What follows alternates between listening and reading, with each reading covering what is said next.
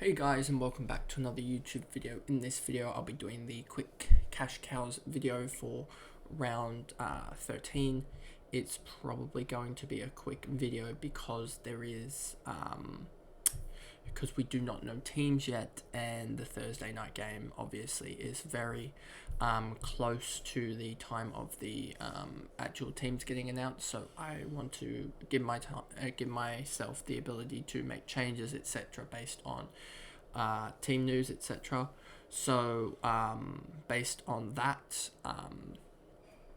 this is gonna be a little bit premature. So there's probably gonna miss out on potentially a debut or two, unless we know the Swans and how they've gone with their rookies and McAndrew and Sheldrick. I wouldn't get him because he's just going to be dropped straight away when Parker comes back, but he is playing. So before we get into the video, remember to like and subscribe, turn the notification bell on so you know when I upload, and let's get into the video.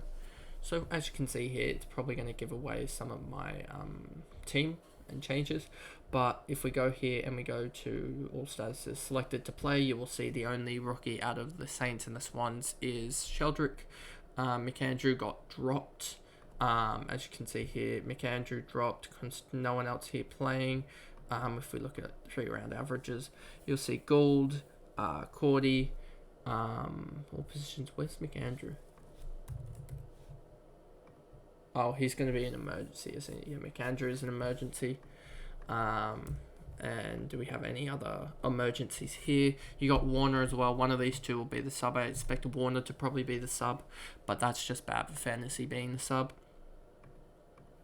And then we go to the actual rookies here. You got Harrison. I expect him to survive this week, but not after the bye. I don't think he will survive after the bye, as I think Collingwood have a couple of injuries coming back. So similar to what Mullen's going to go through, and I should have been able to predict this, is that Mullen isn't going to come back post-bye. It doesn't look like, unless Duncan does injure himself again somehow on the bye week or something, but I don't think that's going to happen.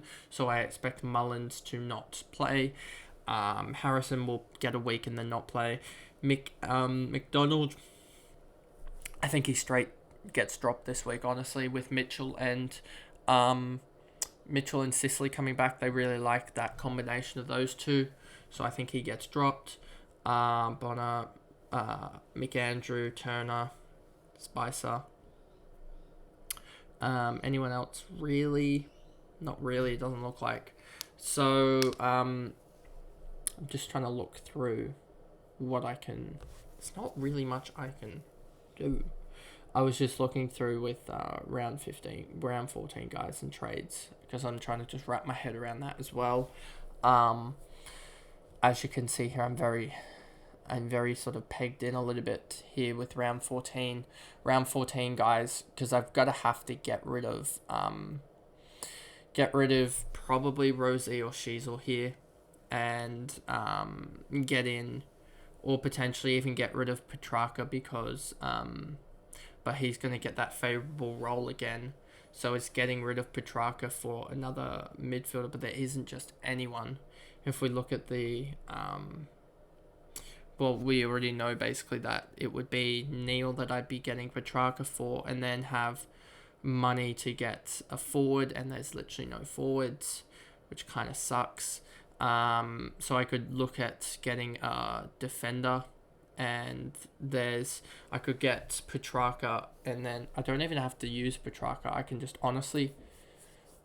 honestly just get Campbell Chesser up with Mitchell, and get Campbell Chesser up to Young or something like that, and could do that, as that would be some points there, and then I can just and that would help me, and that would enable me to just be able to combine Wardlaw and Johnson at a later date for that last premium. That could be an option, actually, now looking at it, as I've got the cash to be able to do that round 14, and then trade away Will Day, I think, and that would leave me with Dacos,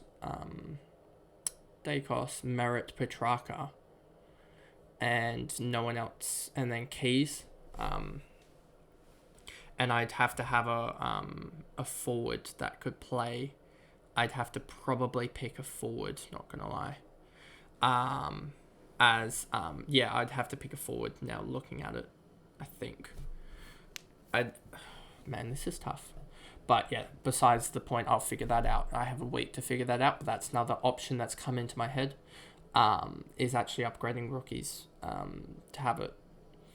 And then Turner, Spicer, Joyce, none of these guys I don't think will are good options. Spicer's 236k, and I mean I should probably actually get the break evens up and flick through these to see it.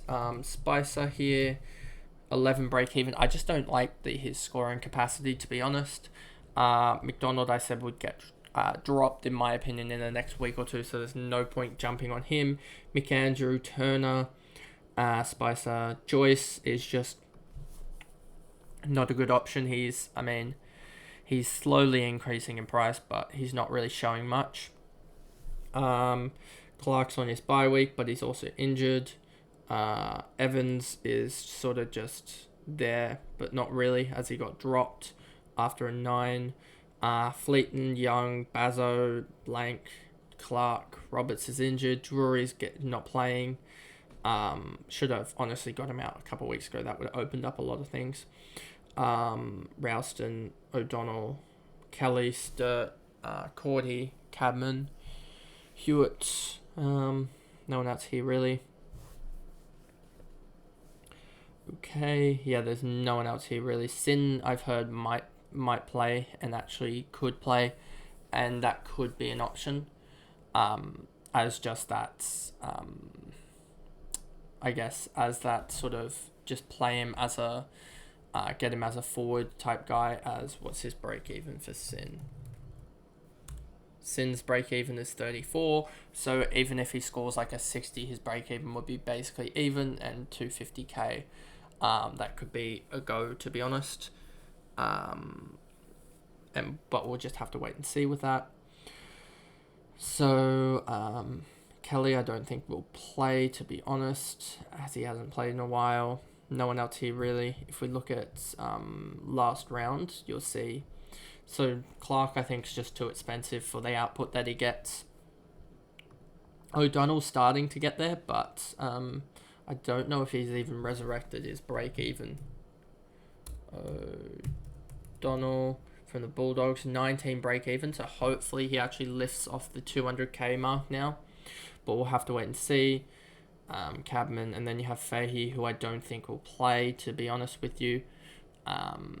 Or I hope he will play, but it doesn't look like he will, and just doesn't look like he's getting the touches needed, to be honest. But hopefully he does, as that could be a good downgrade guy. And that's really it for the 200 to 299k range. The 300 to 399k, you've got Murphy, but I wouldn't pick him as he's averaging 46, and I think that was just a good game from him. Gardner, 72. Wouldn't go for him either, as he's had games of 16,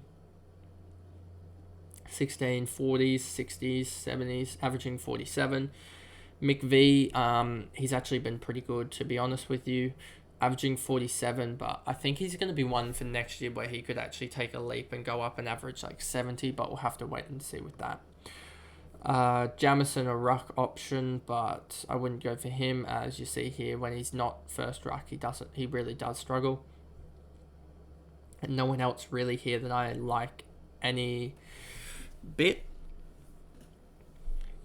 So I think that's pretty much going to be it, because there is absolutely no one that I really like. I mean, no one's going to be taking the risk on like a Revolt or something like that, or a Todd Marshall, because they have games like that. Todd Marshall had 2 injury games basically, so you take out 12 from his. If we just look at this quickly, you got 9 times 54.8 minus 12 divided by 7. If you take out his 2 injury games, he's averaging almost 70, but I just don't think that's good enough. He's so volatile. Tucker's an interesting one, but I don't think you can go for him. Phillips, an interesting one again. I don't think you can go for him just because of the bye rounds. And Tucker had a 12 beforehand in a sub appearance, and another sub appearance. So if you take those sub appearances out of 35, so you go 8 times 54, 8 times 57, sorry, minus, we said 35, divide by 6, and he's averaging 70.7. So I think you can't really jump on that either. Weddle's too inflated at this point now after another good display, and he's round 14, so I don't think you can jump on him. And there's no one else really that you can jump on, and we're just sort of waiting now. If we look at the individual clubs, you'll see what I mean by this. So if we go to Brisbane and we go by 3 round averages, there's no real there's no real way of showing it without with them having that bye, because the last round doesn't, it just says bye. It doesn't actually go into what they scored in the last bye. So 200, no one else, I don't think any of these guys played. Well, Joyce played, but I don't think any of these guys played, and I don't think anyone's going to play anytime soon. And then you go over to in the 300k range, there's literally no one. 400k range, there's no one important in that, as you can see. And then we go over to Freo, and the same can sort of be said here. 300k range, you got Wagner, and then 200k range, you got Sturt, but that's not really anything. Then you pull down over to St Kilda, and no one else really here. Bytel's still injured. And then you go to 300k, Kamiminti, Windhager, no one there. 400k range, there is no one there again. And then you can move over to the Swans, and 200k range, there is no one playing except for Sheldrick, but he's not a bye. 300k range, you got Francis, Melican, McCartan, none of these guys are buys, I don't think. And then 400k range, you got Wicks, Cunningham, Campbell, McDonald, Franklin, Campbell, interesting, but I wouldn't go for him. And no one else here really that's interesting. That's all the rookies that you should be at least looking into, and there's pretty much nothing other than taking a risk on Harrison. Also, you can take a risk on Johnson, like I'm going to, and that'll be explained in my my final team preview that I'll record in a little bit. And yeah, so that's basically the video there. I tried to keep it as short as possible whilst also actually looking through the options myself, because I was trying to find anything that I could, but I knew it was very, very slim before recording this video, and I think just going through the options during this video showed that. So that's the video, and I'll see you guys in another video. Thanks guys, goodbye.